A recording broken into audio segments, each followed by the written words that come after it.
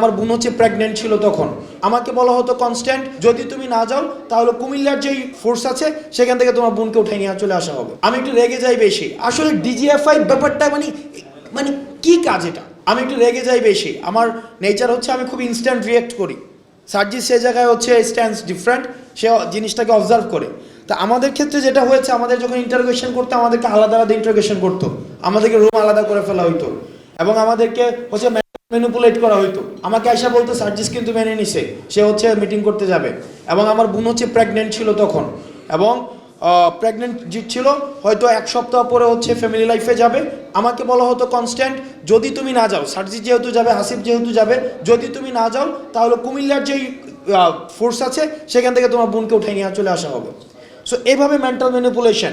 এবং ইন্টারোগেশনের সময় যখন আমরা নামাজ পড়তে চাইতাম তখন সেটাকে পোর্ট্রে করা হতো যে আমাদের হচ্ছে জঙ্গি সংগঠনের সাথে অথবা শিবিরের সাথে আমাদের সম্পৃক্ততা রয়েছে। মানে আমরা ডিজিএফআই, এই যে শব্দটা, পাসপোর্ট করতে গেলেও ডিজিএফআই, স্কুলে ভর্তি হইতে গেলেও ডিজিএফআই, প্রমোশনের ক্ষেত্রে ডিজিএফআই, আমাদের হচ্ছে আন্দোলন দমনেও ডিজিএফআই, বাজার নিয়ন্ত্রণেও ডিজিএফআই। আসলে ডিজিএফআই ব্যাপারটা মানে কি কাজ এটা? মানে সব ক্ষেত্রে আমি তো মনে করি যে ভাবমূর্তি নষ্ট করার জন্য এই পুলিশ তারা দাবি করেছে, তাদের পোশাকটাকে পরিবর্তন করার জন্য তারা দাবি করেছে, তারা রিফরমেশনের জন্য দাবি করেছে। ডিজিএফআই থেকে আমি মনে করি যে তাদের থেকে বক্তব্য আসা উচিত। গত এই যে 16 বছরে প্রত্যেকটি কাজে আমরা ডিজিএফআই নাম দেখেছি, সুতরাং ডিজিএফআই থেকে বক্তব্য আসা উচিত। তাদের যে এতদিন পর্যন্ত অপরাধ করেছে সে অপরাধগুলোকে অ্যাকনোলেজ করে তাদেরকে কমিটমেন্ট দিতে হবে, নচেত তাদের এই ডিজিএফআই সংস্কারের জন্য তাদের থেকে বক্তব্য নিতে হবে, নচেত অতীতের যে ঘটনাগুলো ঘটিয়েছে সেটির দায়ভারও তাদেরকে নিতে হবে। আপনি দেখেন যে এই যে বাহিনীগুলো ছিল ডিজিএফআই, এনএসআই, আমি এই যে নিবর্তনমূলক যে বাহিনীগুলো ছিল, সরকার এগুলাকে কেন, যাকে পছন্দ হতো না যে ব্যক্তিকে পিক অ্যান্ড চুজ তাকে পাঠায় উঠাই নিয়ে আসা, অর্থাৎ লাঠিয়াল বাহিনীতে পরিণত করেছিল বিগত সরকার। এবং আমরা মাঝে মাঝে সিদ্ধান্তহীনতায় ভুগতাম যে আসলে এটিকে আর্মি সরকার বাহিনী নাকি আওয়ামী লীগের বাহিনী। অর্থাৎ